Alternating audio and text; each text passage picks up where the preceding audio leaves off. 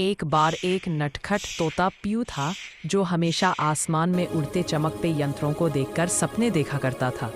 एक रात उसने दूर से आती एक रहस्यमयी रोशनी देखी। जिज्ञासा में वह उसके पीछे पीछे उड़ता हुआ एक स्पेसशिप तक पहुंच गया।